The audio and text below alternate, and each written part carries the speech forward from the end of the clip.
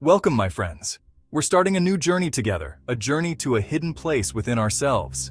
Take a deep breath, let go of your worries, and let's discover the secrets of a simple but powerful word that we often find hard to say out loud: no.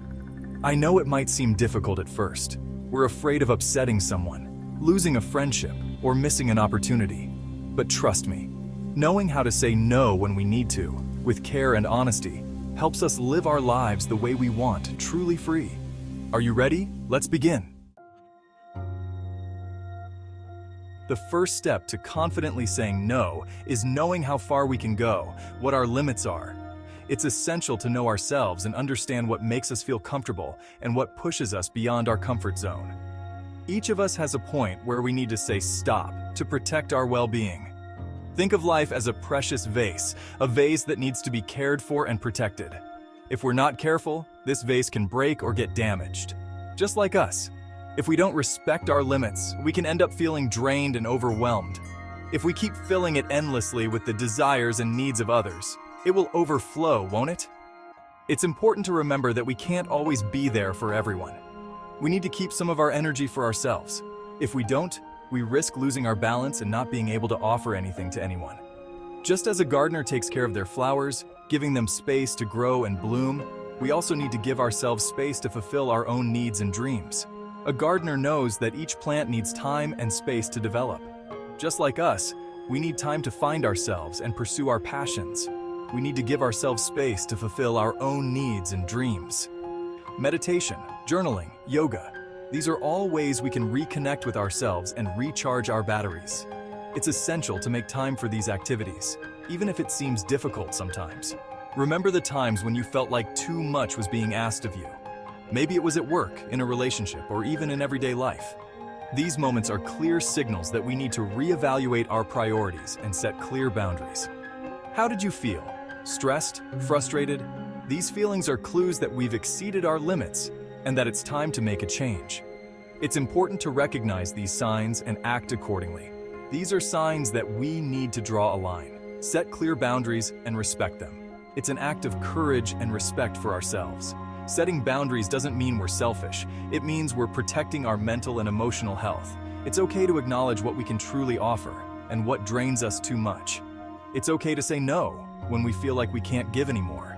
It's an act of self-care and respect for our own needs. Listen to your heart, that inner voice that knows what's best for you. Our heart guides us and tells us when it's time to stop and rest. It's important to listen to our intuition and trust it. Recognizing how far we can go is an act of love for ourselves. It's a way of showing ourselves respect and protecting our well-being. Ultimately, setting boundaries helps us live a more balanced and happier life. Step 2. Once we've figured out our limits, it's crucial to express ourselves clearly and directly. Understanding our own boundaries helps us protect our energy and maintain our inner balance. It's important to be open and clear about how we feel and what we want. Effective communication is key to healthy and respectful relationships. When we feel the need to refuse something, we need to do it without hesitation. A polite and firm refusal is better received than an acceptance out of obligation. Often we're afraid that a firm no will create upset or lead to an argument. This fear can make us accept things that aren't beneficial to us. But it's better to say no with respect and honesty than to say yes out of obligation or guilt, isn't it?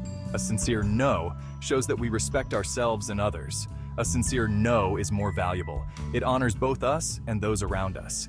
It's a sign of integrity and mutual respect. Practice saying no in a calm and firm voice. Practice will help you feel more comfortable and confident in refusing. There's no need for many excuses or complicated explanations. A simple "no, thank you" or "I appreciate the offer but I can't" is enough. Sincerity and simplicity are appreciated. A polite and sincere refusal shows that we respect the time and effort of others, as well as our own. It's a way to maintain healthy relationships and avoid resentment. You have the right to refuse without feeling guilty. Refusal is an act of self-respect and protection of your own well-being. Everyone has the right to choose what's best for them. Choosing to say no is an important step towards a balanced and authentic life. Respect your decisions and be proud of them. Step 3. Saying no can be difficult, especially when we're faced with external pressures or negative thoughts from within. It's important to be kind to ourselves in these moments. It's okay to feel a little awkward or unsure when we refuse something. Remember that we're learning and that it takes time and practice. Treat yourself with the same kindness you would offer a good friend in the same situation. Encourage yourself and celebrate the small victories. Being kind to ourselves is an act of courage. It helps us accept our limits and respect our needs, even when it's hard.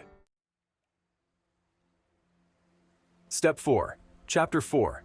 Set priorities. In this chapter, we'll explore the importance of setting priorities in our daily lives. To confidently say no, it's important to know what truly matters to us. What do we really want from life? What are the things that bring us the greatest satisfaction and fulfillment? What are the values that guide us? Our values are the compass that shows us the right direction. They help us make wise decisions and stay on track. Once we've figured out what's important, we can more easily analyze the requests that come our way. We can evaluate each request based on how well it aligns with our values and goals. Do they align with our values and goals? If so, then they deserve our attention and resources. If not, it might be better to politely decline them. Do they help us get closer to what we truly desire? Every decision we make should bring us closer to our long-term goals. When we say yes to something that's not essential, we risk neglecting our own dreams. We can feel overwhelmed and stressed, losing sight of what truly matters to us. Saying no wisely gives us the time and energy to pursue our passions. It's an act of courage and respect for ourselves. Remember that your time and energy are precious gifts. They are limited resources and must be used with care and discernment. Use them wisely in activities and relationships that bring you joy. Invest in moments that make you happy and enrich your life. In this way, you'll live a life full of meaning and fulfillment. Step 5. Use body language. The way we move and position our body is very important when we want to be assertive. When we say no, it's important that our message is also supported by appropriate body language. Look at the other person in the eye, but in a relaxed way. A firm gaze conveys confidence and determination. Avoid fidgeting or crossing your arms, as these gestures can convey insecurity. Stand straight, but relaxed. An open and receptive posture shows respect for the other person, but also firmness in the decision made. Remember that body language speaks louder than words. A posture that matches our verbal message strengthens the power of a firm and respectful no. Step 6. Offer alternatives.